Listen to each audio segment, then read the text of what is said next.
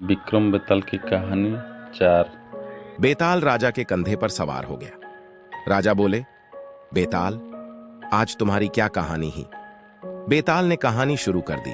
हे राजन, एक समय की बात है, हिमालय की ऊंची पहाड़ियों के बीच एक छोटा सा गांव था जिसका नाम था शीतलपुर। यह गांव चारों ओर से घने जंगलों से घिरा हुआ था। वहां के लोग सरल और विनम्र थे, लेकिन गांव के सबसे बुजुर्ग व्यक्ति बाबा अयोध्या की एक कहानी हर किसी की जुबान पर थी। बाबा अयोध्या के बारे में कहा जाता था कि वे एक पुराने साधु हैं जो सैकड़ों वर्षों से जीवित हैं। उनका एक अद्भुत रहस्य था, रूह की किताब। यह किताब किसी साधारण किताब की तरह नहीं थी। गांव वालों का विश्वास था कि इस किताब में ऐसी शक्तियां थीं जो किसी भी मुरझाई हुई आत्मा को पुनः जीवित कर सकती थीं, किसी भी असंभव को संभव बना सकती थीं। लेकिन कोई भी इस किताब को देख नहीं पाया था। एक दिन गांव में एक नया चेहरा आया, एक युवा लड़की जिसका नाम था निहारिका। उसके लंबे घुंघराले बाल और उसकी चमकती आंखें सबका ध्यान आकर्षित करती थीं। लेकिन निहारिका केवल एक साधारण लड़की नहीं थी। वह अपने माता पिता को एक अनहोनी दुर्घटना में खो चुकी थी और अपने दुख से उबरने के लिए उस रहस्यमयी रूह की किताब की खोज में आई थी। निहारिका ने बाबा अयोध्या से मिलने का निर्णय लिया। गांव के लोग उसे रोकने की कोशिश करते, कहते, बाबा अयोध्या से मिलने का साहस करना आसान नहीं है। लेकिन निहारिका की आंखों में एक दृढ़ संकल्प था। वह जानती थी कि उसे अपने माता पिता की आत्माओं को शांति दिलानी है। रात गहराई और चांदनी की हल्की रोशनी में निहारिका ने बाबा अयोध्या के घर का रास्ता पकड़ा। वह लकड़ी की एक छोटी सी झोपड़ी थी जो गांव के किनारे पर थी। जैसे ही निहारिका झोपड़ी के पास पहुंची, उसने देखा कि चारों ओर गहरी खामोशी छाई हुई थी। उसके कदमों की आवाज भी मानो उस शांत वातावरण को भंग कर रही थी। उसने धीरे से दरवाजा खटखटाया। कुछ क्षणों बाद दरवाजा खुला और सामने खड़े थे बाबा अयोध्या। उनकी आंखें चमक रही थीं, जैसे वे निहारिका के आने का इंतजार कर रहे हों। मैं जानती हूं कि आपके पास रूह की किताब है, निहारिका ने बिना झिझके कहा। मुझे उस किताब की जरूरत है, बाबा अयोध्या ने गहरी आवाज में कहा।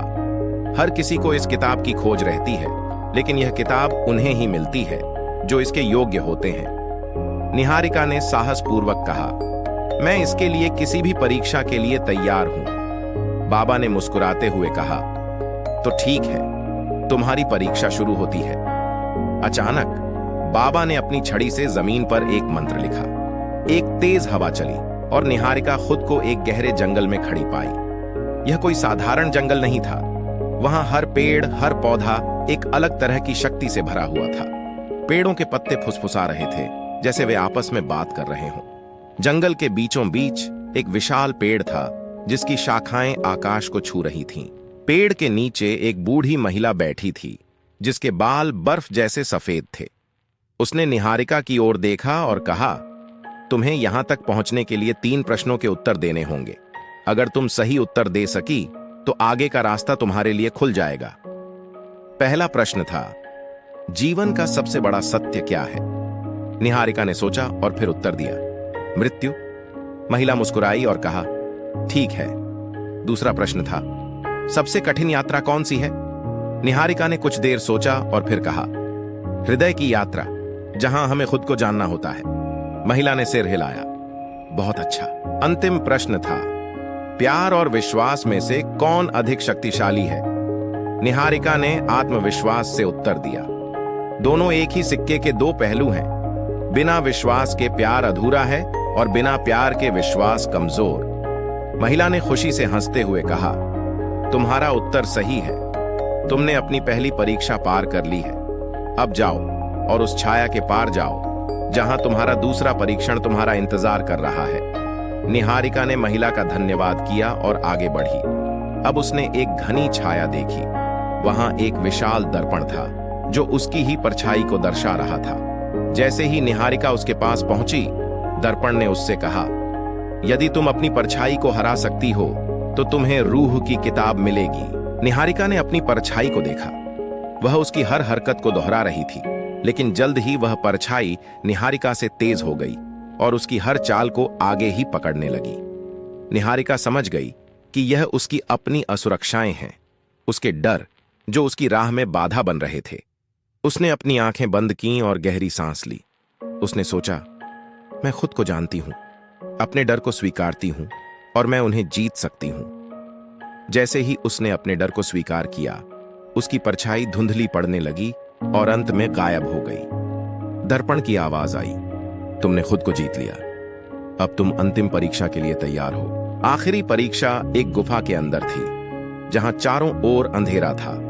गुफा में एक अद्भुत रोशनी थी जो एक पुराने ग्रंथ से आ रही थी। वह रूह की किताब थी। निहारिका की आंखों में खुशी के आंसू आ गए। जैसे ही उसने किताब को छुआ, बाबा अयोध्या प्रकट हुए और बोले, तुम्हारी तपस्या और साहस ने तुम्हें इस किताब का हकदार बनाया है, अब यह तुम्हारी है। निहारिका ने बाबा अयोध्या का धन्यवाद किया और रूह की किताब को लेकर गांव लौट आई। वह जानती थी कि अब वह अपने माता पिता की आत्माओं को शांति दे सकती है, लेकिन साथ ही उसने यह भी सीखा कि असली जादू बाहर नहीं बल्कि हमारे अंदर होता है, हमारे विश्वास और साहस में। शीतलपुर के लोग अब भी इस कहानी को सुनाते हैं, क्योंकि निहारिका की कहानी ने उन्हें सिखाया कि सच्चे साहस और आत्मविश्वास के साथ कोई भी असंभव को संभव बना सकता है। यह कहानी सुनकर राजा से बेताल पूछा, राजा विक्रम, क्या निहारिका ने सही काम किया? राजा बोले, हां, बिल्कुल सही काम किया है। बेताल फिर उड़कर पेड़ पर लटक गया। Please like and subscribe to my channel for more stories.